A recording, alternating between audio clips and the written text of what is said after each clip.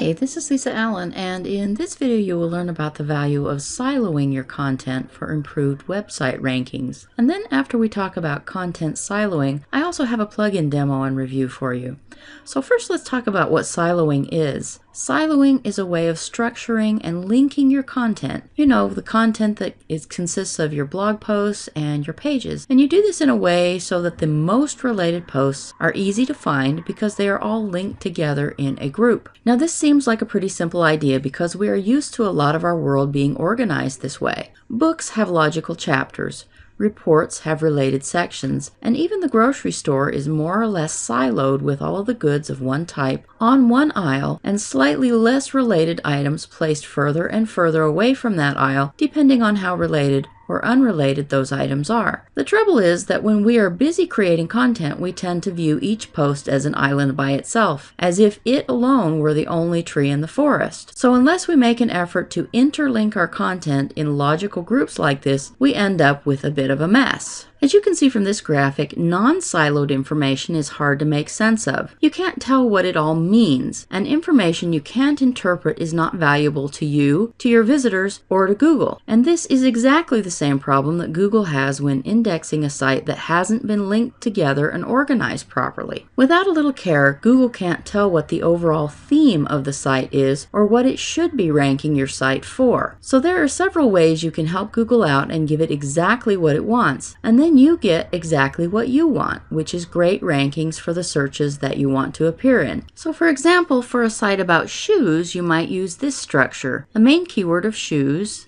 and then subcategories of tennis shoes, hiking boots, sandals, and galoshes. And within each of those subcategories, they would also have their own series of posts that covered other keywords that were related to the category they were in. For instance, types of tennis shoes or types of hiking boots. As you can see, this gives Google a group of related words in a cluster, which helps it understand that your site is about shoes. And the nice thing about this method is that you only really have to do it once when you set up your categories at first. The downside of this is that older posts tend to get lost after a while as newer content is created and old posts become less visible. They may still be very valid and relevant content, but after a while, without additional interlinking, Google will sort of forget about them, and your visitors also will find them much less often. Now, the second way to boost topic relevance for all of your posts is by providing post footer links between related posts. These are the additional reading sections you often see on websites. This is pretty easy to do manually just by adding links to the bottom of your posts. However, the problem with it is that this is pretty time consuming to hunt down related posts, the post titles, and their links, and then format them at the bottom of your posts. This could really add substantially to the amount of time that you spend creating those posts, and I know that you need to get a certain amount of things done every day in order to really make money at your business. So this is not something that you really want to spend a lot of time doing every day for every post. Also, the older the content is, the more chance there is that you will also forget you wrote it. And chances are that you'll miss linking to some posts and always link to others. Now, the third way to improve your relevance is similar to the post footer links method. Instead of just putting links at the bottom of each post, you link specific words from inside your post to other closely related posts.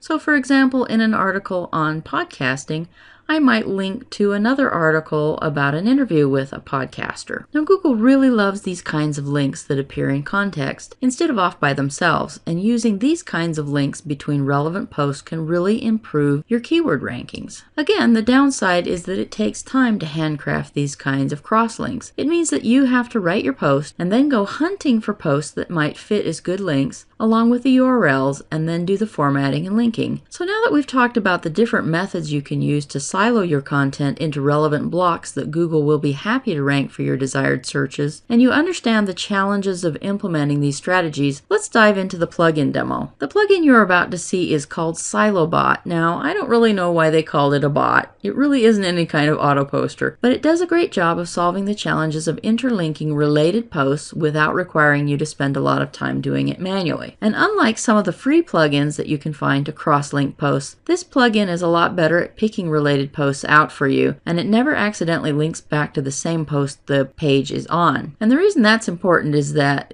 can result in some duplicate content penalties. And there are two versions of this plugin, the standard version, and then there's also an elite version which has a few more features. So here we're looking at the standard version of SiloBot. The options here allow you to directly target a main keyword and two secondary keywords. Now these will appear in the recommended reading links at the foot of each post. So as you can see in my example here, I targeted internet marketing, blogging tutorials, and search engine optimization. And I pointed these links to certain categories on my site that serve essentially as landing pages for these terms. So these appear pretty much site-wide. Then after that, you can also choose a number of other links that can appear in the recommended reading section for either posts, pages, or both. And it will pick these links from posts in the same category as the post it's linking from. So these are always very related links. And you can choose how many of these you want to appear, but the recommended number is 2. Now I want to also direct your attention to this box here. This is a great place to insert a stealth affiliate link that looks exactly like the rest of your related content links, so you'll get more clicks and you can make a little bit of money with this. And then of course, there are some color and heading options so you can make the links and the titles fit in with your theme on your site. So you can change it from recommended reading to related posts or some other keyword-rich title if you want. And as you can see here, this is what it looks like on my site. We've got the title, which I left at the default, and then of course my links to internet marketing, which goes to one of my landing pages. And then here is another one in the same category, which is also about videos. And then because this is also in the marketing category, then there's also another post from the marketing category here. And if I had configured an affiliate link, the affiliate link would also appear here in this list. Now the elite version also supports in-context linking of posts using the words you define, as well as the footer links as I discussed earlier. So you can get the benefit of both types of silo links if you grab the elite version of SiloBot.